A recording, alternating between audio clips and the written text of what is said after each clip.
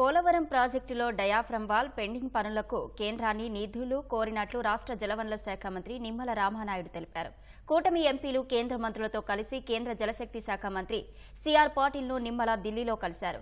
ఆర్&ఆర్ package కోసం నిధులు కోరినట్లు నిమ్మల చెప్పారు. ప్రాజెక్టు పూర్తికి అవసరమైన సహాయం అందిస్తామని సిఆర్ పాటిల్ చెప్పినట్లు నిమ్మల తెలిపారు. కేంద్రం నుంచి రావాల్సిన నిధుల కోసం చొరవ తీసుకుంటామని కేంద్ర మంత్రి రామ్మోహన్ నాయుడు చెప్పారు.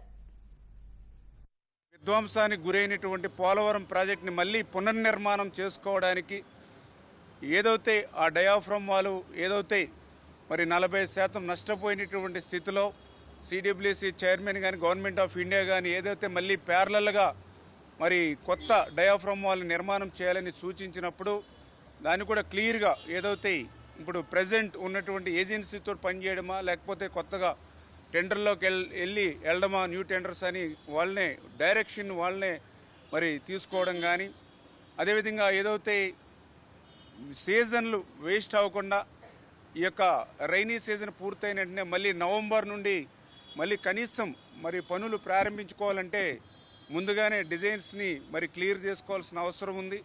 ఆ యొక్క డయాఫ్రమ్ వాల్ కూడా నిర్మాణం, ఎందుకంటే లాస్ట్ టైం మనం నిర్మాణం చేసినప్పుడు 18 months 2 సీజన్లు పట్టింది. దాన్ని ఇంకా త్వరితగతంగా ప్రారంభించుకోవడానికి మరి ఏదైతే ఆ డయాఫ్రమ్ వాల్ నిర్మాణానికి కానీ ఆ ప్రాజెక్టులో ఉన్న బ్యాలెన్స్ వర్క్లు పూర్తి చేసుకోవడానికి కానీ ఏదైతే ఆర్&ఆర్ మరి ఏదైతే ప్యాకేజ్ కోసం కానీ ఏదైతే గతంలోనే సిడబ్ల్యూసి ఆర్సీసీ పిఐబి రికమెండ్ చేసినటువంటి మరి 12,157 కోట్లు ఏదైతే ఉందో అవి కూడా మరి క్యాబినెట్కి తీసుకొచ్చి అవి అందించడం ద్వారా ఆ యొక్క బ్యాలెన్స్ వర్క్లు త్వరితగతంగా ఆ డయాఫ్రమ్ వాల్ కానీ ఆ దిగువ కాపర్ డ్యామ్ సీపేజ్ని అరికట్టుకోవడం కానీ అదేవిధంగా ఆర్&ఆర్ ప్యాకేజీని చేసుకోవడానికి మాకు వీలుంటుంది. త్వరితగతంగా కూడా ఆ నిధుల్ని అందించమని చెప్పేసి కూడా గౌరవ మంత్రివర్యులను కూడా కోరడం జరిగింది.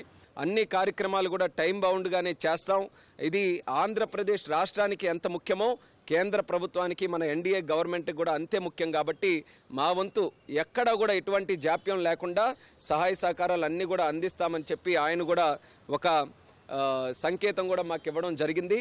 కేంద్రం నుంచి రావాల్సినటువంటి నిధులు మరి ప్రతి ఒక్కటి కూడా తీసుకొని రావడంలో ఎంపీలు కానీ కేంద్ర మంత్రులు కానీ ప్రధానమైనటువంటి బాధ్యత వహించాలని ఆయన కూడా దశ నిర్దేశం చేయడం జరిగింది. దానికి అనుగుణంగా రాష్ట్రానికి సంబంధించినటువంటి ఏ కార్యక్రమాలు ఉన్నా సరే మేము కూడా చొరవ తీసుకొని రాష్ట్ర అభివృద్ధి పట్ల అంకిత భావంతో మేము అందరం కూడా కృషి చేస్తామని తెలియజేసుకుంటున్నాం.